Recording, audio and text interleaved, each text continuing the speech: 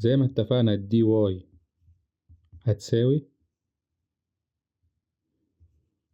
دي اكس في الواي على الدي اكس زائد الاكس، وقلنا الدي واي ديت المقصود بيها كمية التوكن اللي مثلا اليوزر المفروض يستلمها،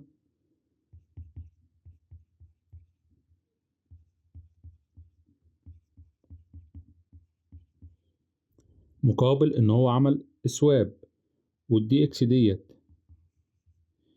دي كمية التوكن اللي اليوزر هيعمل ليها سواب وبيعمل ليها اماونت ان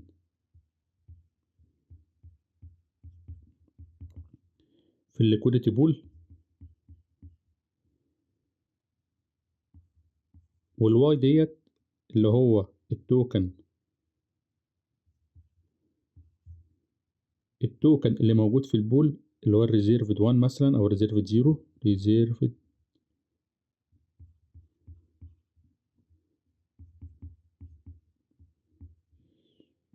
توكن 0، والاكس اللي هي ريزيرفد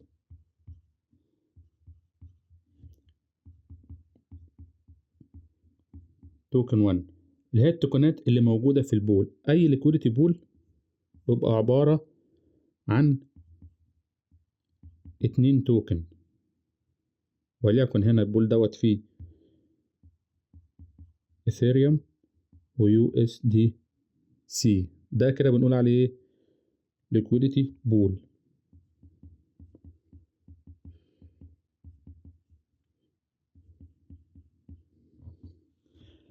طيب احنا المعادلة ديت بتحسب الدي واي بس من غير وزاوت فيز. وطبعا لو مفيش فيز في الموضوع، فبالتالي الناس اللي هي الليكويديتي بروفايدر مش هيعملوا ايداع او مش هيدعموا البول بحاجة، لان احنا قلنا ان الفيز مين اللي بياخدها؟ الليكويديتي بروفايدر. تمام. طب ازاي نحسب المعادلة دي بالفيز اللي هي بالرسوم؟ في حاجة عندنا هنا بتقول لك الاف، وليكن الاف اللي هي بتمثل الفيز ريت، اكبر من الزيرو او تساوي زيرو، واصغر من او تساوي الواحد. وليكن هنا عندنا أليس عايز يعمل سواب ل10 ايثيريوم. أليس عايز يعمل سواب ل10 ايثيريوم في البول بتاعنا، والفيز هنا وليكن الفيز ريت هنا نص في المية. القيمة واحد دي بتمثل 100% من الفيز، 100% من الفيز. تمام. والفيز بتتخصم منين؟ بتتخصم من التوكن اللي بيدخل اماونت اند اللي انت تعمل ليه سواب، اللي هو هنا الدي اكس. يبقى الفيز بتتخصم من الدي اكس. طيب لو احنا قلنا ان الفيز هنا 100%، فهو كده الدي اكس كله هيخسره. طبعا مفيش الكلام ده. ولو قلنا الفيز هنا نص في المية، فهو مطلوب هنا يدفع 5. لو نص في المية فهو مطلوب يدفع فيز هنا 5 ايثيريوم. تمام. طيب احنا عايزين ندخل الفيز في المعادلة. طب وليكن هنا الفيز مثلا ربع، هنقول مثلا هنا الفيز 25%. 25% دول هيتخصموا منين؟ من الدي اكس. هيفضل ليه هو 75%. فاحنا بنحسب الفيز ازاي او بنعوض عنها ازاي؟ يعني مثلا الدي اكس بيفور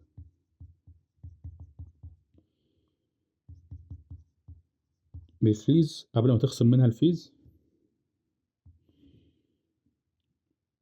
وبعد الفيز هتبقى دي اكس في 1 ناقص اف.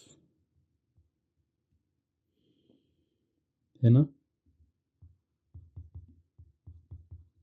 after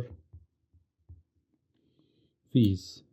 كده انا بقدر احسب مثلا التوكن اللي هو هيعمل ليه سواب بعد ما نخصم منه الفيز عن طريق الدي اكس هيساوي 1 ناقص اف. طيب الفيز عندنا في الايثيريوم كام، او نسبة الرسوم عندنا في الايثيريوم علامة 0.003.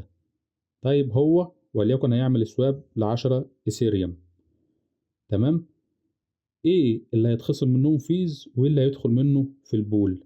هنروح جاي عاملين مثلا الواحد ناقص نسبة الفيز هنا اللي هي 0.003 هتدينا علامة 9.9.7. يبقى هو هيدخله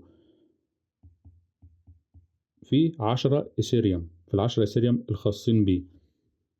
يعني هو لو هيعمل سواب لل10 ايثيريوم منهم اللي هيدخلوا ويتعمل لهم سواب فعلا 9.9 ايثيريوم، والباقي هيبقى فيز. طيب نعوض عنها في المعادلة ازاي؟ هنقول الدي واي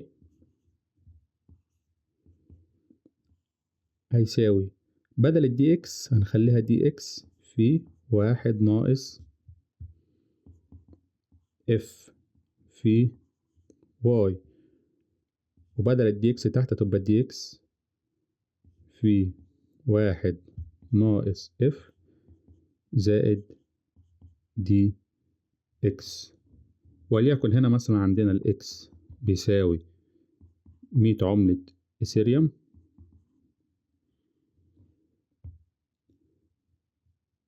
والواي في البول في مثلا 1000 يو اس دي سي، والدي اكس العملات اللي عايز يعمل لها سواب 10 ايثيريوم، والفيز علامة 0.003. عوض بقى عنهم في المعادلة عشان نحسب الدي واي. يبقى هنا كده عايزين الدي واي هي دي اللي مجهولة، دي مفروض كمية التوكن اللي تروح لأليس بعد خصم الفيز مفروض تساوي كام بقى هنا؟ الدي اكس اللي هو التوكن اللي عايز يعمل سواب 10 ايثيريوم في 1 ناقص اف علامة 0.003 في واي اللي هي 1000 يو اس دي سي على الدي اكس هنقول برضو 10 ايثيريوم في 1 ناقص 0.003 زائد الدي اكس زائد الاكس هنا، اسف الاكس هنا ب100.